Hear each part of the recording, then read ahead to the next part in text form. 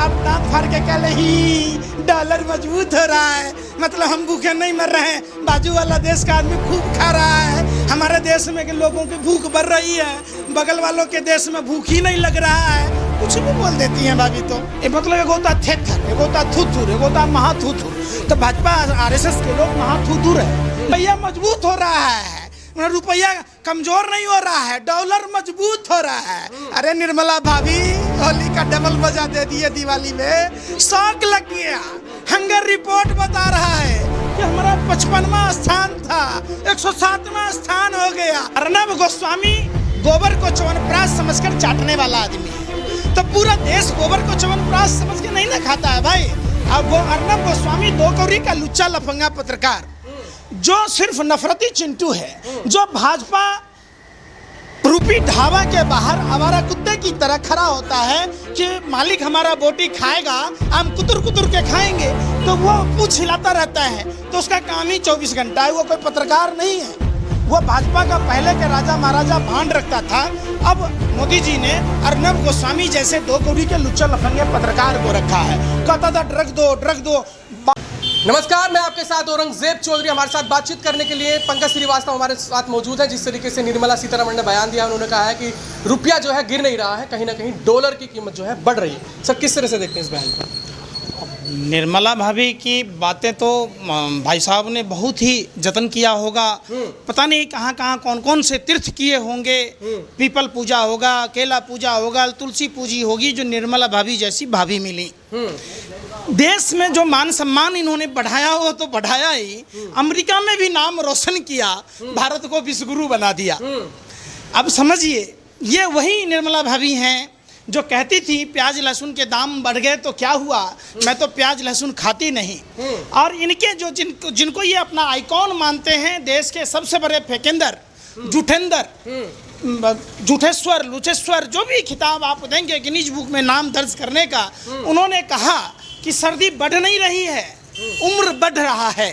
उसी स्कूल में कॉलेज में पढ़ने वाले निर्मला भाभी ने भी फिर से कहा कि हमारे देश में हंगर रिपोर्ट देखकर कह रही हैं कि हमारे देश में लोग भूखे नहीं हैं, बाजू वाले देश के लोग ज्यादा खा रहे हैं। हंगर इंडेक्स में 107 नंबर पे पहुंच गया भारत। अरे भैया, तो यही तो शर्म की बात है ना।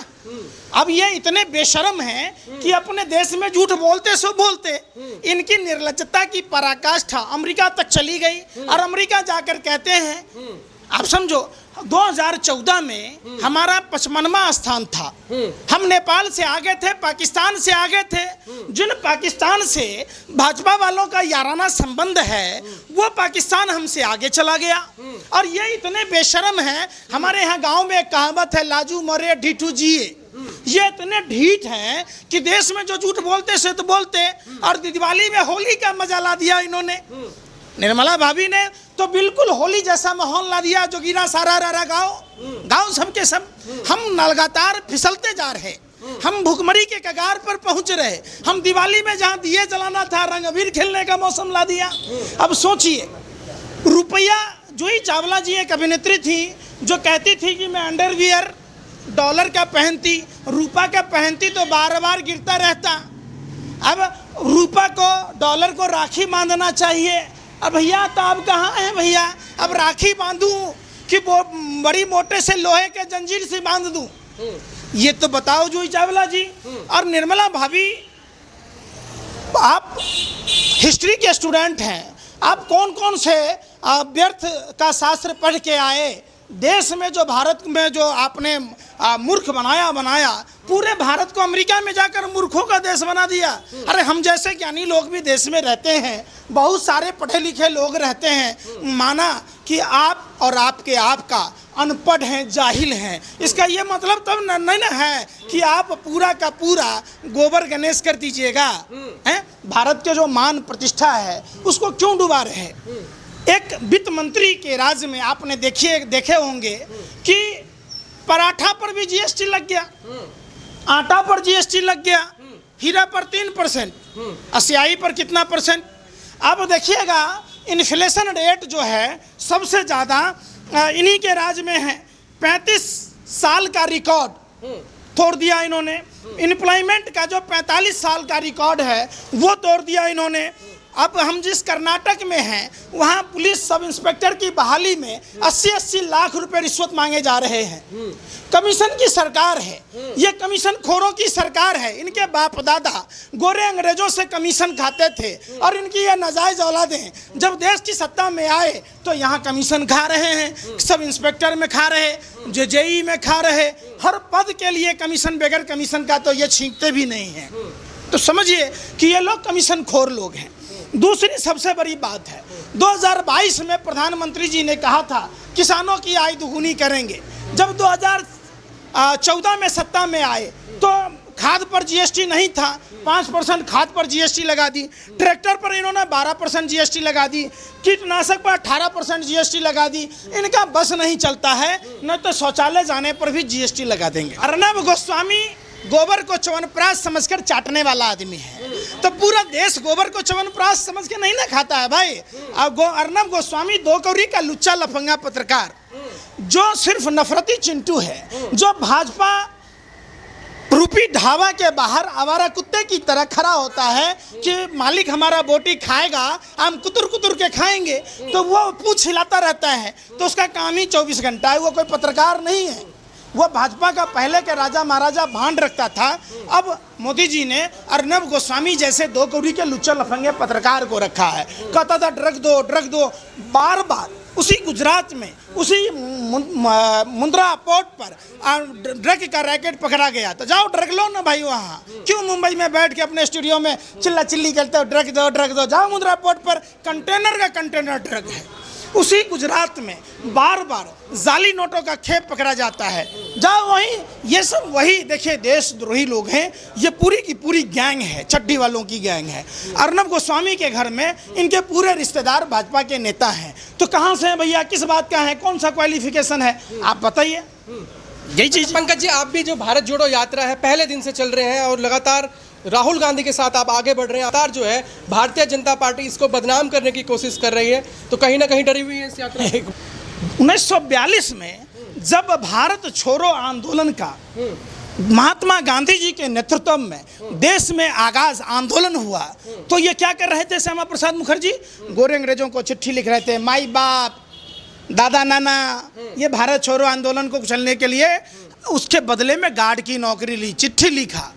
तो भैया एक बात बताओ, रूखा सूखा घास भूसा अगर गाय को खिलाते हो, भैंस को खिलाते हो, बकरी को खिलाते हो, तो क्या देती है वो? दूध देती है। लेकिन वही अमृत जैसा दूध अगर सांप के बच्चे को पिलाओगे तो सांप कोई अमृत थोड़ा ना देगा, जहरे ना बोलेगा। तो ये कौन लोग हैं? ये श्यामा प्रसाद मुखर्जी के लोग हैं, ये गोडसे के लोग हैं, ये हेडगेवार के लोग हैं, ये गोवलकर के लोग हैं। इनका वही अनुवांशिक लक्षण है। इनके बाप दादा गोरे अंग्रेजों को चिट्ठी लिख रहे थे और ये काले अंग्रेज हैं। ये काले अंग्रेज का काम भी वही है, तो इसमें कौन सी आश्चर्य की बात है? इनका तो काम है भैया, सांप का काम है जहर उगलना, सांप का काम है डसना। तो जो लोग उस समय आज़ाद नहीं होने देना चाहते थे, आज देश को गुलाम होने देना चाहते हैं। अब इनको पूछिएगा तो कहेगा टाइटैनिक जहाज डूबा नहीं था, टाइटैनिक पर समुद्र का पानी चौट गया था। अब इतने मूर्ख लोग हैं, इनके दिमाग में भुस्सा भरा है। सबको पता है पूरी दुनिया को कि टाइटैनिक डूब गया। भाजपा वाले से पूछिएगा तो कहेगा टाइटैनिक पर समुद्र का पानी चढ़ गया था, टाइटैनिक डूबा नहीं था। अब बताइए, कोई लॉजिक है कि रुपया मजबूत हो रहा है, रुपया कमजोर नहीं हो रहा है, डॉलर मजबूत हो रहा है। अरे निर्मला भाभी होली का डबल बजा दे दिए दिवाली में, शौक लग गया। हंगर रिपोर्ट बता रहा है कि हमारा 55वां स्थान था, 107वां स्थान हो गया। आप दांत फाड़ के कह ही डॉलर मजबूत हो रहा है, मतलब हम भूखे नहीं मर रहे हैं, बाजू वाला देश का आदमी खूब खा रहा है। हमारे देश में के लोगों की भूख बढ़ रही है, बगल वालों के देश में भूख ही नहीं लग रहा है। कुछ भी बोल देती हैं भाभी, तो कमाल की है निर्मला भाभी। में क्या संदेश देंगे भारत जोड़ो यात्रा संदेश? देखिए, भारत जोड़ो यात्रा से अभी तक जहाँ तक मैंने अनुभव किया है, समाज के हर वर्ग के लोग, हर जातियों के लोग, हर धर्म के लोग, हर क्षेत्र भाषा और प्रांत के लोग, हम भाषाएं उनकी नहीं समझते थे। जब कन्याकुमारी से चला उनका खान पान रहन सहन अजीब व गरीब लग रहा था। चूँकि मैं नॉर्थ इंडिया से आता और एक धुरी नॉर्थ और साउथ की धुरी जब हम लोगों से मिलते गए तो जो अपनापन, दिल का अपनापन, जो मनुष्य का आत्मीयता होता है, जब सामने बखान आता गया तो पता चला कि वाकई ये भाजपा आरएसएस के लोग वो सपोले की तरह जहर उगल रहे हैं। तो लोग, ये पूरा भारत, एक छोर से दूसरे छोर के लोग, हमारी भाषाएं अलग अलग हैं, हमारा खान पान अलग है, हमारा रहन सहन अलग है तो हम सभी इंसान, सभी लोग कह रहे थे देखिए हमारा भी खून लाल है, आपका भी खून लाल है, हमें भी भूख लगती है, इन लोगों को भी भूख लगती है, हम भी बीमार होते हैं। तो सरकार में बैठे हुए जो लोग हैं उनको क्या चाहिए? स्वास्थ्य पर काम करना, शिक्षा पर काम करना। जो हंगर रिपोर्ट के इतने बेशर्मी की हद है कि ये लोग थेथराई थुथराई करते हैं। ये मतलब एक होता थेथर, एक होता थुथुर, एक होता महाथुथुर। तो भाजपा आरएसएस के लोग महाथुथुर है। लाजू मोरे ढीठू जिए, ढीठ है, ये बेशर्म है, इनको शर्म नहीं आता। कितनी बेशर्मी से हमारी निर्मला भाभी देश में तो देश में, अमेरिका में जाके कहती है कि डॉलर मजबूत हो रहा है तो रुपया क्या हो रहा है, मतलब रुपया कमज़ोर हो रहा है, नहीं तुमको दिमाग है? तो इतनी बेशर्म। तो आप जानते ही हैं कि भाजपा नेताओं को कोई लाज शर्म तो है नहीं। अगर लाज शर्म होता तो ये चुनाव में रैलियां ना करके ये रुपया को मजबूत करने पर लगे होते। देश में जो भुखारी की विकराल समस्या होने वाली है, उस समस्या के निदान की बात कहते इन भाजपा आरएसएस के नेताओं को, इन बेशर्मों को, इन जाहिलों को, इन जो कामचोर लोगों को देश की, आप वेतन भत्ता लेते हैं देश की जनता के टैक्स के पैसों का और मजमा लगाते हैं चुनाव में, हैं भाइयों एवं बहनों, ताल ठोक रहे हैं। ये प्रधानमंत्री का काम है कि जाके जहाँ जहाँ गली गली में घूमना, पर्चा बांटना, चुनाव प्रचार करना।